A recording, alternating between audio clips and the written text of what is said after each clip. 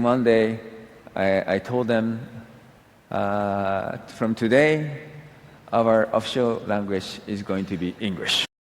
英語が話せない会社を8年で変えられるとしたら。2010年、三木谷浩は朝会で全社員に告げました。今日から社内公用語は英語にすると、当時話せる社員はほぼいませんでした。英語を勉強ではなく、仕事の条件にした本人が、その8年を語ります。2019年10月、三木谷浩のスピーチです。Rakuten means optimism in Japan. The first Chinese character, Raku, means happiness, and ten mean heaven, basically. So you mean happy heaven, that means let's be optimistic. So that was a basic concept of Rakuten when I founded in 1997 with my younger partner. So it has been already 2 years, it's going to be almost 23 years since we started the project. Definitely, I did not imagine, Rakuten can become this big, but not only in terms of the size of our e-commerce businesses, but at the same time, the scope of the things we do and geographical expansion of our business model. Now, I will explain later, but Rakuten is now becoming a kind of global brand. The first business we built was a very, very simple marketplace model. We created the first in the world kind of remote ordering capability to create a shop online. Before that, it was really, really difficult. So we allowed users to create a shop on the browser. Initial merchant was 30 merchants, and the first month sales was about 3,000 US dollars, but I was buying about 2,000. So real transaction was about 1,000 USD. But now we became really, really big.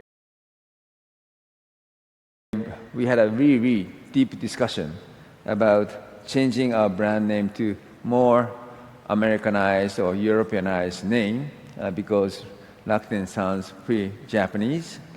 And particularly, I had a very deep discussion, an open discussion with our American and European leaders about, shall we change to something much more sexier? But all agree, no, we should stick with Rakuten because Rakuten has a meaning, which is optimism. We know that the world is going to be very different, in a good ways, in a bad ways.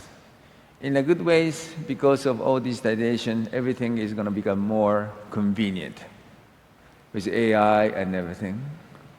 Bad news about this is some of the people may lose job because what they are doing may be replaced by automated machines. Or we don't know what is going to happen to the climate of the Earth. I was at Harvard talking about this just last week. It is really, really scary. Last week in Japan, in Tokyo, we had the biggest typhoon for the last 50 years. Everybody was so scared, and the amount of the rain we had was unbelievable. But probably we expect this is going to start happening every year.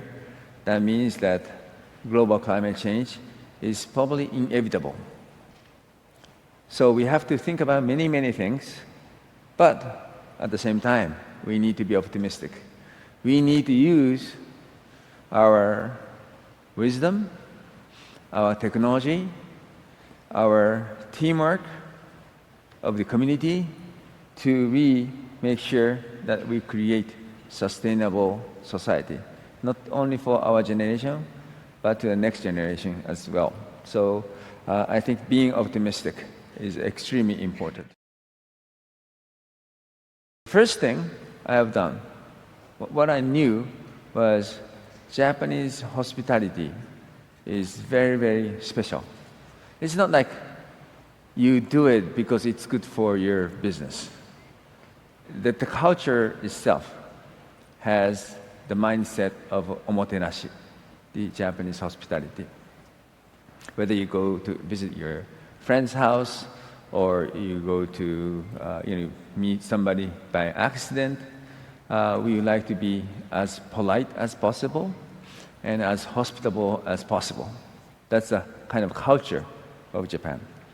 And my strategy is how can we keep this hospitality mindset, yet globalize our organization? Then we will be able to make our clients, customers, everybody happier. So the first thing I did 8 years ago is I stood up. We do what we call Monday morning meeting, gathering almost all employees into one room. Now it's too big, so all the offices are connected through video conference. And one day I told them, from today, our official language is going to be English.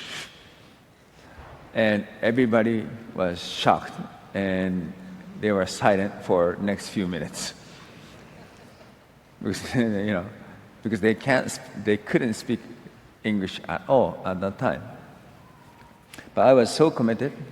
It took 8 years for us from start to get to the current level.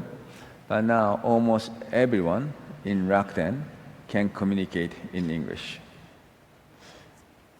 And our score of the test score, TOEIC, has improved from 526, which is below average, to 838, which is way above average. And now everybody can speak and communicate and do business in English. This enabled us to globalize our organization significantly. Now, almost 80% of the engineers we are hiring in Japan or globally are non-Japanese. Of course, they communicate in English.